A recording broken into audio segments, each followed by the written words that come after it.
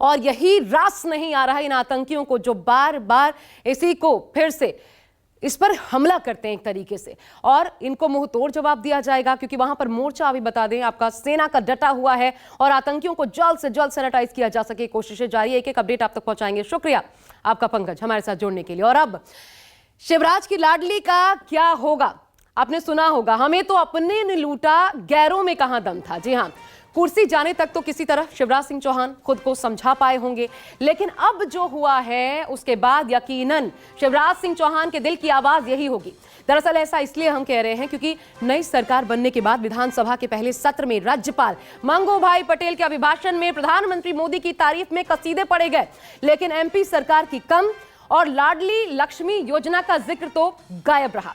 शिवराज सिंह चौहान तो कुछ नहीं बोले, लेकिन उनकी आवाज बनकर कांग्रेस ने प्रश्न उठा दिया। हालांकि इस वाक्य ने एक और सवाल खड़ा कर दिया कि क्या चुनाव का एक्स फैक्टर बने लाडली लक्ष्मी योजना को एमपी सरकार आगे नहीं बढ़ाएगी, और अगर नहीं तो क्यों? या फिर प्रदेश की जनता को भाई बहन बताने वाले नए मुख्यमंत्री मोहन यादव लाडली लक्ष्मी की ही तर्ज पर अपनी नई लकीर खींचने की तैयारी में है। हालांकि जितनी चर्चा हो चुकी है उसमें सफाई तो आई, लेकिन किसी काम ना आई। मेरा प्रदेश कहा तो आप भी नहीं बचोगे। आप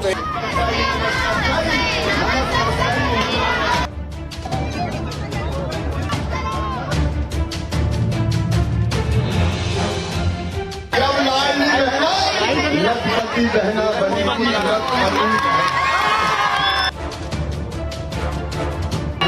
बात पूरी होगी।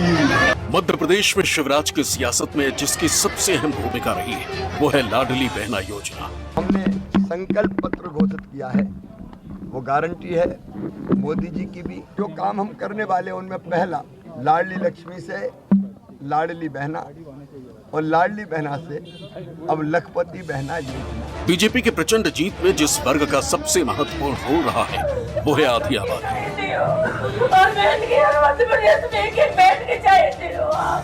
लाडली बहनाओ, तुम्हें ये जीत समर्पित करता हूँ, तुम्हारी जीत है।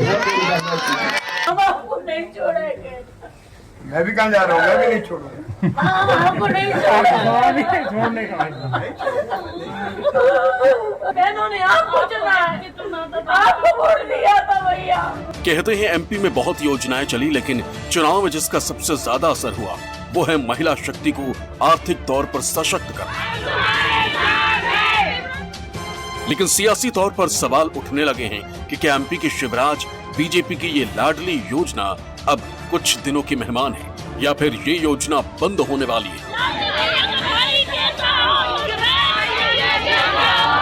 सवाल इसलिए उठ रहे हैं क्योंकि विधानसभा में राज्यपाल का अभिभाषण हुआ, शिवराज सरकार के कई कामों और योजनाओं का जिक्र हुआ, लेकिन लाडली बहना योजना का जिक्र नहीं हुआ, जिसके बाद कांग्रेस विधायकों ने हंगामा कर दिया और सवाल पूछा कि क्या राज्य में जो योजना चल रही है और जो वादा लाडली बहनों को लेकर बीजेपी ने किया और सत्ता मिली, उस योजना का क्या होगा? क्या मोहन सरकार ऐसा कुछ करने जा रही है कि ये योजना बंद हो जाए?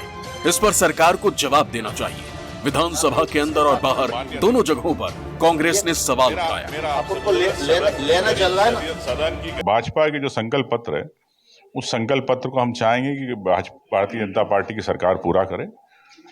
अगर वो वादा खिलाफी करती है तो हम लोग सड़कों पे उतरेंगे, और लेकिन चूंकि विधानसभा सत्र था तो एक हमारा फर्ज है कि जो आपने वादे किए उसको करें। तो लाडली बहना की बात करना चाहूँगा। लाडली बहना तो भूल गए, ठीक है, अब उन्होंने आश्वासन दिया मुख्यमंत्री जी ने सदन में, लेकिन कानून की बात नहीं करी। जो लोग विकास को और विकास के बदलाव को स्वीकार नहीं कर पाते वो ऐसी टिप्पणियां करते हैं। बता दें कि मध्य प्रदेश सरकार ने विधानसभा चुनाव से पहले जून में लाडली बहना योजना शुरू की थी, जिसमें हर एक महिला को 1000 रुपए महीने दिए गए और दिए जा रहे हैं। इसकी राशि बढ़ाकर 1250 रुपए भी कर दी गई। चुनाव के दौरान बीजेपी ने सबसे ज्यादा जोर इसी पर दिया। कहा जा रहा है कि यही योजना मास्टर स्ट्रोक हुई। तो एमपी में लाडली योजना जिसका जबरदस्त असर समझा गया, शिवराज सिंह चौहान खुद जीत के बाद जब सामने आए तो उन्होंने भी गिनवाया, लेकिन किस तरीके से काम कर गई, किस तरीके से लागू हुई, आइए आपको बताते हैं। देखिए, सबसे पहले तो समझिए, एमपी में लाडली योजना मार्च 2023 में इसी साल लागू की गई थी और इसी से संकेत मिल गए थे कि इस चुनाव में भाजपा इस बार महिला वोट से ही सत्ता तक पहुंचने की कोशिश करेगी, वो चाबी इन्हीं के जरिए ढूंढेगी सत्ता की। अगली पॉइंट देखिए, 1,31,00,000 महिलाओं के परिवारों को सीधा सीधा इसका लाभ मिल रहा है और इसके नतीजे इतने उत्साहजनक थे उस वक्त कि भाजपा ने 1,000 रुपए प्रति माह देने की घोषणा की थी। तो कांग्रेस ने उस वक्त कहा था एक कदम आगे बढ़कर नारी सम्मान योजना के तहत हम सरकार बनाएंगे तो 1,500 रुपए प्रति माह देंगे प्रदेश की महिलाओं को। अब आगे देखिए, जिस परिवार की आय 2.5 लाख से कम, उन्हें ये लाभ प्रदेश में मिल रहा था, यानी आर्थिक रूप से पिछड़े तबके की महिलाओं को फोकस में रखकर ये योजना शिवराज सिंह चौहान की सरकार लाई थी। आगे समझिए, 21 से 60 साल की उम्र की महिलाएं इस दायरे में आती हैं। बड़ा वोट बैंक है क्योंकि, और इस लिहाज से समझा जा सकता है कि प्रदेश में 2,71,00,000 महिला मतदाता हैं, जो कुल मतदाताओं का 48% है। इसे कोई नजरअंदाज नहीं कर सकता था। अब आपको बता दें कितने रुपए इनको दिए जाते थे और फिर कैसे बदलने की बात कही गई थी। हर महीने 1,250 रुपए इनको दिए जा रहे थे। आने वाले समय में मुख्यमंत्री शिवराज सिंह चौहान का वो ऐलान भी आपको याद होगा, उन्होंने कहा था 3,000 रुपए प्रति माह हम देंगे। ये ऐलान उन्होंने किया था चुनाव से ऐन पहले। शिवराज सिंह चौहान ने महिलाओं से ये वादा किया था कि बहनों, अगर मैं जीत के आता हूं तो 3,000 तक इसे लेकर जाऊंगा। बीजेपी को मध्य प्रदेश में 163 सीटें मिली। पुरुषों के मुकाबले महिलाओं ने बीजेपी को ज्यादा वोट दिया। 3 दिसंबर को नतीजे आए और जब उसकी समीक्षा की गई तो पता चला कि उन सीटों पर बीजेपी ने बड़ी जीत हासिल की जहां पर महिलाओं का प्रभाव ज्यादा है। महिलाओं की वोटिंग फीसदी भी बीजेपी के हक में ज्यादा रहा। कहा जा रहा है कि यह सिर्फ और सिर्फ लाडली बहना योजना का ही असर है। सामने 2024 का चुनाव है, ऐसे में बीजेपी हरगिज नहीं चाहेगी कि ये योजना बंद हो। बीजेपी के लिए इस योजना के 2 उद्देश्य हैं। एक तो महिलाओं की आर्थिक और सामाजिक स्थिति को बेहतर करना और चुनाव में इसका फायदा उठाना, और हुआ भी ऐसा ही। मार्च में योजना लागू हुई और नतीजे सामने थे। ऐसे में बीजेपी इसे बंद करेगी ये कहना मुश्किल होगा। शायद इसलिए जब कांग्रेस ने सवाल पूछा कि लाडली बहना योजना का जिक्र क्यों नहीं हुआ, तो मोहन सरकार की तरफ से जवाब आया। कहा कोई योजना बंद नहीं हो रही क्योंकि सामने 2024 का चुनाव है और अगर योजना बंद हुई तो असर साफ दिखेगा। कुछ विषय अपने बीच में आए, कोई योजना पूरी नहीं होगी, बंद हो जाएगी, ये अनावश्यक डर है।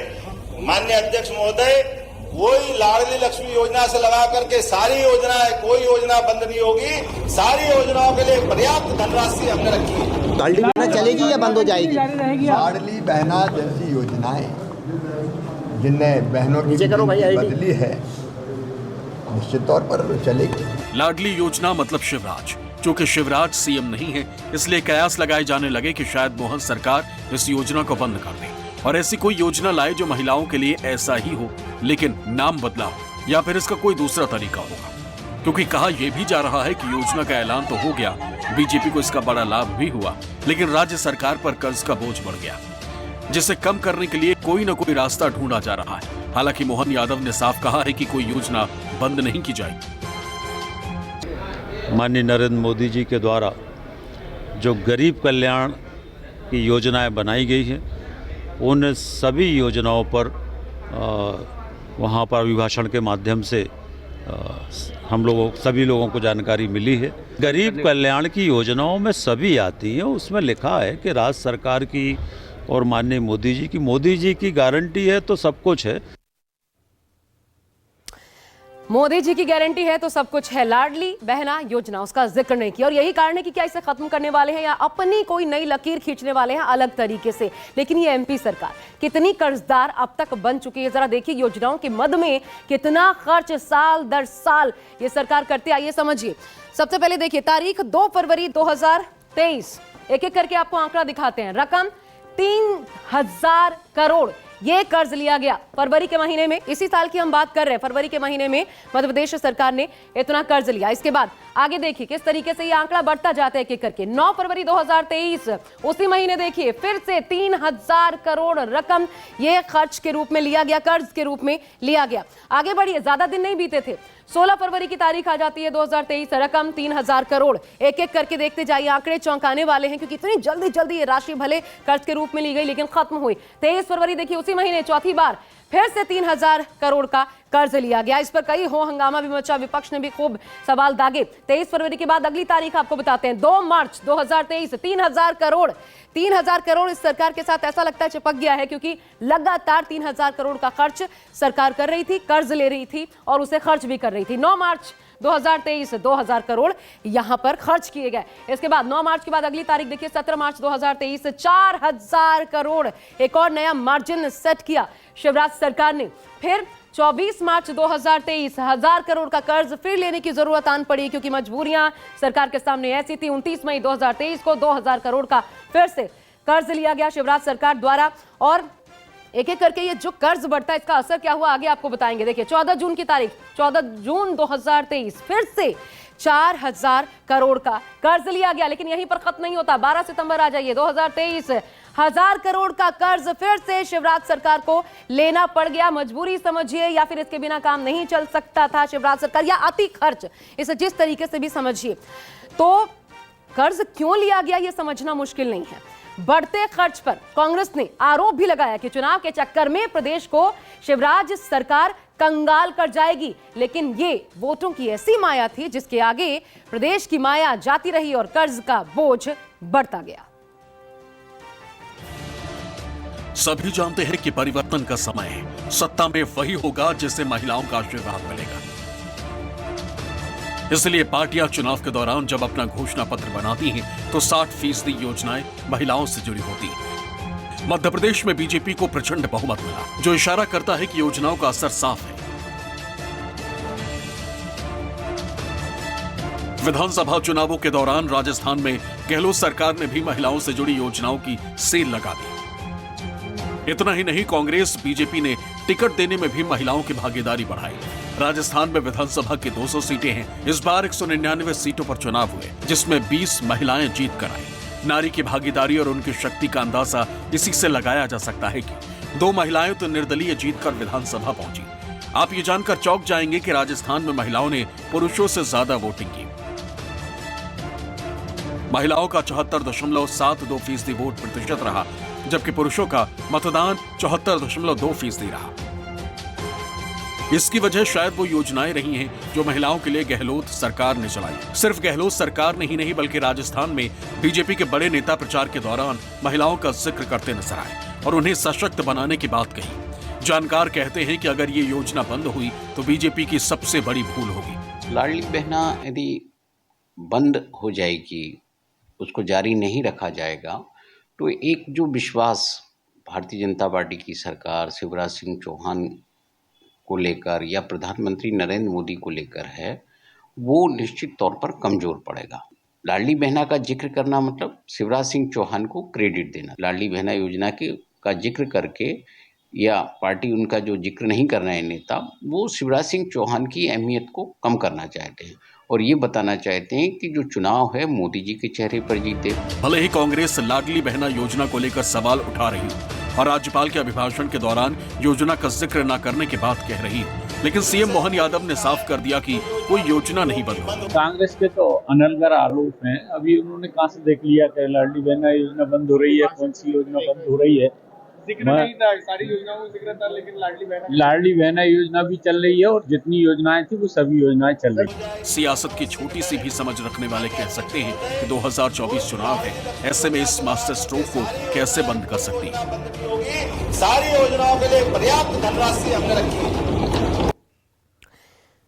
तो सारी तैयारी महिलाओं के इर्द गिर्द। ऐसे में मध्य प्रदेश में महिला फैक्टर कितना काम आया और किस तरीके से, चलिए एक बार फिर आपको बताने की कोशिश करते हैं। सबसे पहले क्योंकि लाडली बहना योजना की बात हो रही है, इसके इर्द गिर्द अभी फिलहाल सारी सियासत घूमती नजर आ रही है। विपक्ष ने भी इसी को लेकर के निशाना साधा है। शिवराज सरकार लाडली बहना योजना चला रही थी, अभी भी जारी है। हालांकि विवाद के बाद सीएम का बयान आया, आपको बता दें बयान आ गया कि सारी योजनाएं चलती रहेंगी एज इट इज, लेकिन जब तक ऐलान हुआ तब तक गंगा में बहुत पानी बह चुका था।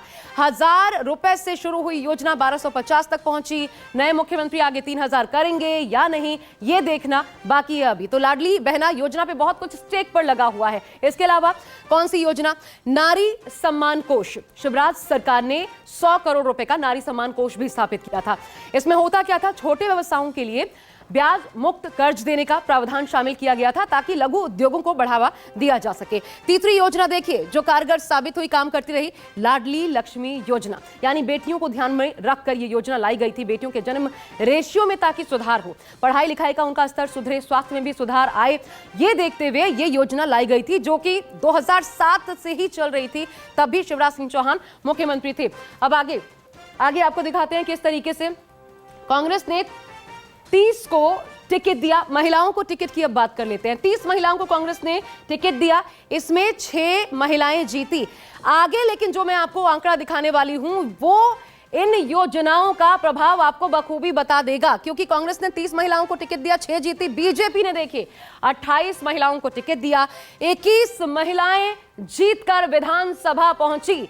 और ये सिर्फ और सिर्फ महिलाओं के लिए शिवराज सरकार की योजनाओं के प्रभाव का ही नतीजा माना जा रहा है, जिसका असर देखने को मिला। लेकिन लगभग 3.5 लाख करोड़ का कर्ज है, कुल मिलाकर के समझ लीजिए 3.5 लाख करोड़ का कर्ज शिवराज सरकार, मतलब इन योजनाओं को आगे चलाए रखने के लिए और कर्ज की जरूरत ऐसी है कि ऐसी स्थिति में या तो कुछ योजनाएं घटेंगी या फिर कुछ में कटौती होगी, क्योंकि इन हालात में राजस्व का जो लक्ष्य तय किया गया है अलग अलग विभागों के लिए, वो लक्ष्य हासिल भी अगर कर लेते हैं तो कितनी भरपाई करेगा इसका अंदाजा आप लगा सकते हैं। और इस लिहाज से भी समझ लीजिए कितना कर्ज के बोझ तले ये शिवराज सरकार, अब तो मोहन यादव सरकार दबी हुई है कि एक अनुमान के मुताबिक प्रति व्यक्ति 41,000 का कर्ज है मध्य प्रदेश के एक व्यक्ति पर। दिग्विजय सिंह जब मुख्यमंत्री थे उस वक्त से अभी की अगर आप तुलना करें तो 16% ये कर्ज ज्यादा चढ़ चुका है।